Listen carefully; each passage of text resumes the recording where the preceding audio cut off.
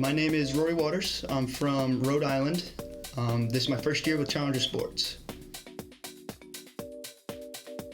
Okay, so when I started playing soccer, 22 years ago, age of 3, 22 years ago, yep, age of 3, and then my first year of coaching was when I turned 25.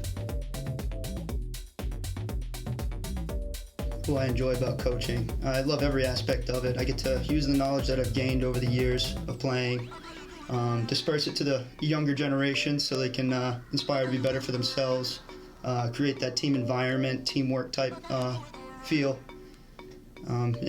Just coaching all around, growing the knowledge for myself as well, becoming a better coach, seeing what I learned from, what I need to work on. Well, there are challenges to both for sure. Team environment, they know each other so well that they're sometimes goofing off a lot, but just maintaining, keeping them engaged more or less is the most difficult part.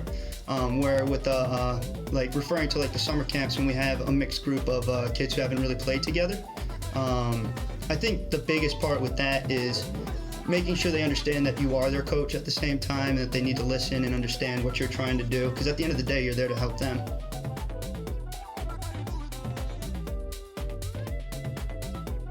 I love seeing the progression of the kids, especially when you go through the games or drills and you try to teach them something they haven't used before, and then once it comes to a scrimmage or game time, they actually use those skills. It's rewarding to see that, and I think that's really stuck with me through the summer. Yeah, we actually got some very good feedback, especially with the COVID response, everything that's going on. It was very important that the parents knew the severity of COVID, along with doing their part for the camp. So there was a lot of communication between the parents when they would drop off their kids, make sure they understood that there are protocols and structure to keep them safe while playing and learning.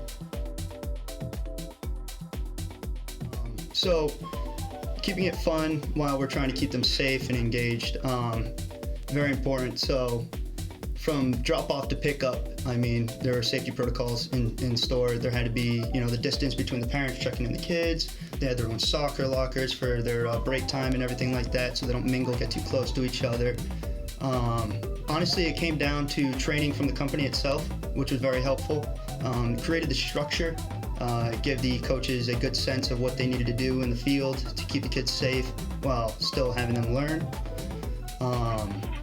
And then it's just reinforcement after that, making sure that the coaches consistently reinforce the idea that they need to keep their space, stay safe, masks when they leave and come to the field, so that way we minimize the risk altogether.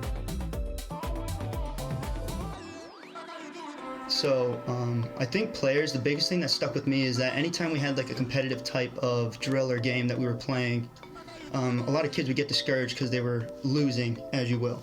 But I think the biggest thing I stressed to them is that, even I would put myself in their shoes and explain to them that, after 22 years of playing, I lost so many games, and the worst thing you can do is hang your head down. Just after that is think about what you can do to change it and then progress it from there on. And I was trying to instill that picture into the kids as they were progressing themselves.